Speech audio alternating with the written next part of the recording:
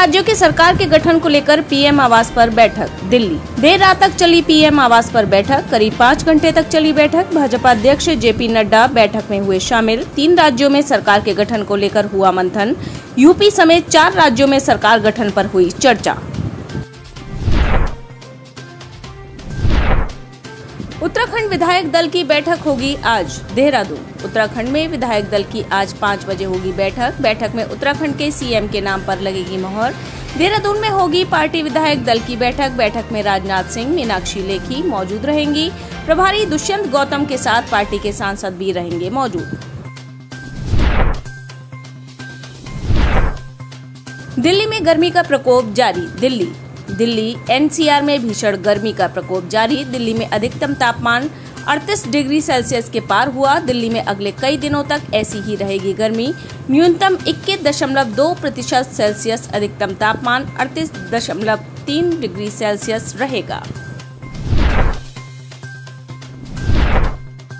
मणिपुर में आज होगा मुख्यमंत्री का शपथ ग्रहण समारोह। इम्फाल। मणिपुर के मनोनीत मुख्यमंत्री एन बीरेन सिंह आज दोपहर 3 बजे लेंगे शपथ।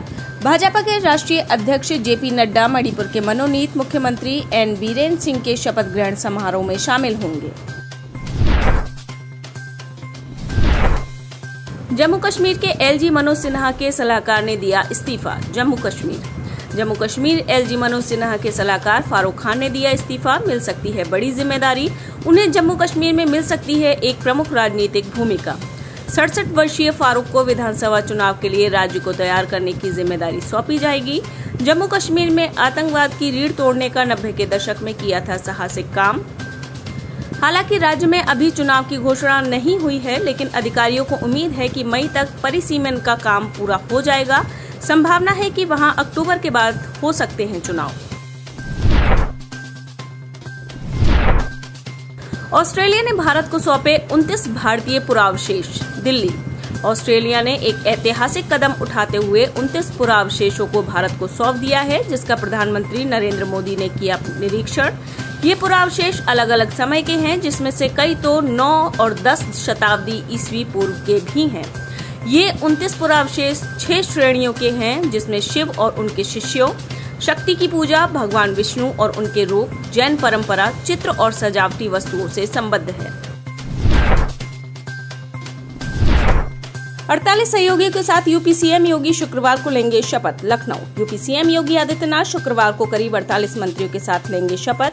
उनकी नई टीम में सभी जातियों और क्षेत्र को मिलेगी भागीदारी। 16 मार्च को मैराथन बैठक के बाद बड़ी सूची तैयार कर ली गई है, जिसमें लगभग 60 नाम शामिल हैं। बस उसके अंतिम रूप पर लगनी है मोहर। अगले 2 दिनों में इन नामों में से 15 नाम कम किए जाएंगे। खासतौर से ओबीसी से जुड़े लगभग हर जाति का प्रतिनिधित्व सुनिश्चित किया जाना है। सीएम ममता बनर्जी के चार्टर प्लेन के डगमगाने की घटना पर हाई कोर्ट सख्त। कोलकाता। पश्चिम बंगाल की मुख्यमंत्री ममता बनर्जी के चार्टर प्लेन को आसमान में डगमगाने की घटना को लेकर नागरिक उड्डयन महानिदेशालय से जवाब तलब किया गया है। मुख्य न्यायाधीश प्रकाश श्रीवास्तव व न्यायाधीश राशि भारद्वाज की खंडपीठ ने सोमवार को मामले पर सुनवाई के दौरान केंद्र सरकार के अधिवक्ता से मांगा जवाब कि मुख्यमंत्री के विमान को लेकर बार-बार ऐसी घटनाएं क्यों हो रही हैं। साथी देशों की कार्यवाही का जायजा लेने पोलैंड जाएंगे बाइडेन। ब्रिटेन। रूस दिन प्रतिदिन यूक्रेन पर अपनी गोलाबारी तेज करता चला जा रहा है। रूस यूक्रेन युद्ध को आज 26वां दिन हो चुका है। रूस द्वारा यूक्रेन पर किए जा रहे हमले पर साथी देशों के कार्यों का जायजा लेने पोलैंड जाएंगे बाइडेन नाटो और यूरोपीय देशों के साथ बात करके पुतिन को रोकने की रणनीति तैयार करेंगे। मानवाधिकार संकट पर भी होगी चर्चा। जेलेंस्की ने कहा, हम समझौते के लिए तैयार हैं। यूक्रेन। 26वें दिन भी युद्ध जारी, रूसी बमबारी तेज। यूक्रेन के राष्ट्रपति जेलेंस्की ने कहा, हम अब और युद्ध नहीं झेल सकते। समझौते न करने का मतलब है थर्ड वर्ल्ड वॉर। हम पुतिन से समझौता करने को तैयार हैं। इमरान खान की कुर्सी खतरे में। इस्लामाबाद। सियासी संकट के दौरान प्रधानमंत्री इमरान खान ने भारत की जमकर तारीफ करते हुए कहा, विरोध करने वाले पार्टी के सांसदों से मैं कह रहा हूं कि माफ कर दूंगा, वापस आ जाएं। उन्होंने कहा कि मैं हिंदुस्तान की तारीफ करता हूं। हिंदुस्तान ने हमेशा आजाद विदेश नीति रखी है। हिंदुस्तान अमेरिका का सहयोगी है, फिर भी प्रतिबंध के बावजूद रूस से तेल ले रहा है, क्योंकि उसकी विदेश नीति लोगों की अच्छाई के लिए है। उन्होंने बगावती सांसदों को कहा, आपके लिए और आपके बच्चों के लिए सामाजिक समस्याएं खड़ी हो जाएंगी, आपको जमीर फरामोश कहा जाएगा। उन्होंने कहा कि हम चोरों के खिलाफ खड़े हैं।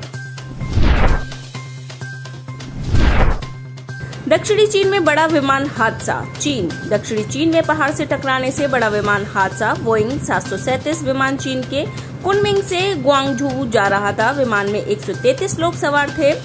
घटना देश के दक्षिणी पश्चिमी हिस्से के ग्वांगशी क्षेत्र के बुझोउ क्षेत्र के पास ग्रामीण इलाके में हुआ क्रैश। विमान के दुर्घटनाग्रस्त होते ही आग का बड़ा गोला आसमान में दिखाई पड़ा।